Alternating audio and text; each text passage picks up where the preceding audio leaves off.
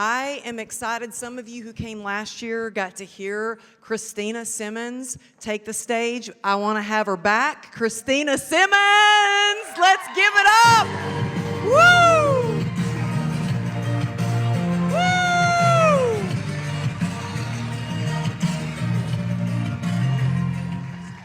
I may not be standing here closing out this incredible lineup if I had listened to the voice inside my head that was never mine. Picture this. I'm sitting on my bed in my master bedroom, staring at my phone like it might explode. And I'm talking to myself. My heart is racing. Why am I so nervous? Why did I even apply? I don't even know what a mastermind is or how much they cost. There's probably a bunch of wildly accomplished women in this group that already have it all figured out. It's not going to matter anyway. She's got to invite me, and then I got to be able to pay for it. I glance at the clock. It's 5 past the hour. Did I get the time right?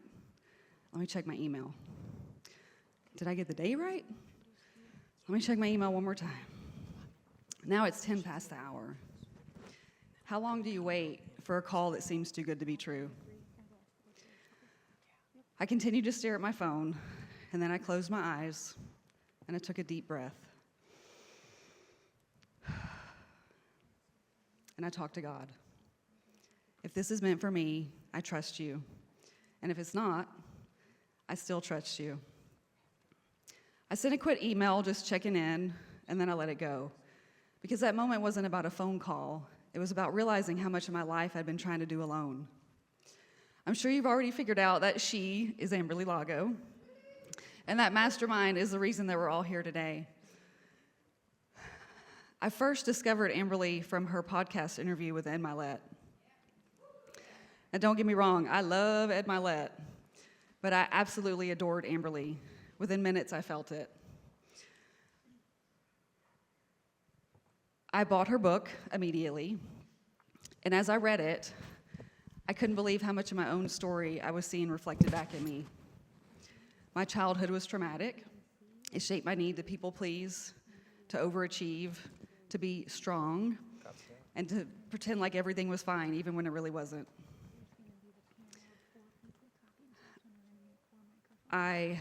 I'm losing my place, y'all. I've practiced this like 1,000 times.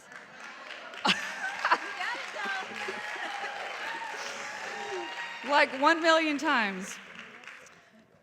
I moved far away from home to escape toxic relationships and to create a life that I could call my own. My early adulthood was hard. I felt very alone. But eventually, I built a beautiful family with a husband who has supported me through more tragedy than some people experience in a lifetime. Y'all give it up for my husband. He's here today.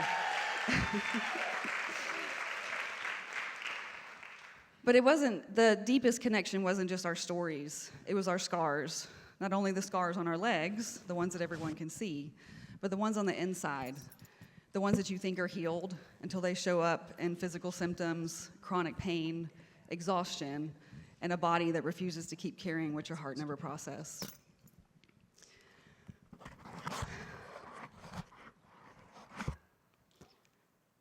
I joined that mastermind, as you can well know, and on the very first Zoom call, all of my fears were confirmed. Every woman on that screen was farther down the road than I was. They had all reached goals, built businesses, and done really big things. I was so intimidated that I couldn't even come off mute at first. And then when I did, my heart was racing, I was sweaty, and I mean sweaty. Y'all know what I'm talking about. And my voice was shaking. And then I realized something else. Every woman on that call had once been exactly where I was. Even Amberly was once afraid to post a picture of herself on social media. Now you can't keep every one of our faces off of Instagram. Sorry, not sorry. But when we hide, we may rob someone else the chance to heal. Another woman may be too afraid to reach out for help. Instead of calling a friend, she reaches for that bottle of wine or that piece of whiskey cake. Some of y'all had that last night. Anybody else ever eat their feelings? That's a little throwback to last year's talk, if you know, you know. But when we don't share our stories and our gifts with the world, Someone else may not be brave enough to step outside their comfort zone. Your visibility isn't about ego, it's about obedience and responsibility. Now, I could stand up here and tell you about the loss of 4 biological children, raising a special needs kid, overcoming cancer, and even the restoration of our marriage. But this story isn't about the pain.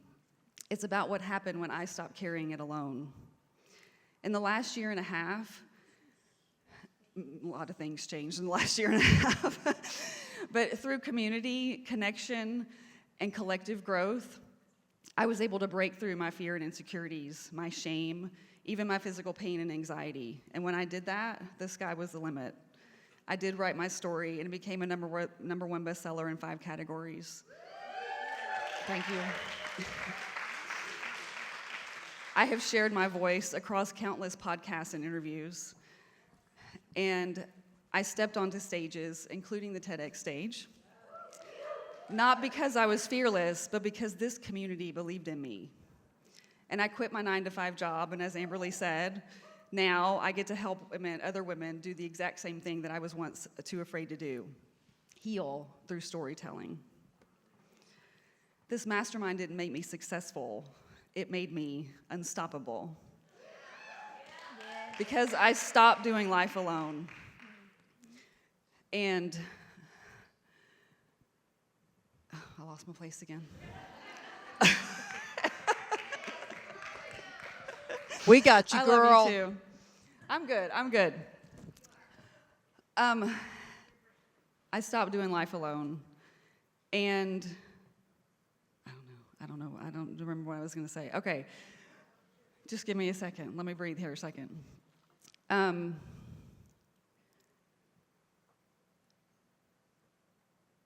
gosh. Okay. I'm telling y'all, I have like knew this thing forwards and backwards. I guess it's just not what I was supposed to stand up here and say. I was supposed to say something else. From your heart. Anyway, I love the women in this mastermind, and I heard someone on a podcast explain it like this one time. You think about a nickel and a dime. The dime is so much smaller, but it's worth twice the value. So sometimes we think that bigger circle means bigger impact, right? More people, more access. But the truth is that a smaller circle of aligned, courageous, growth-minded women can triple your value. Not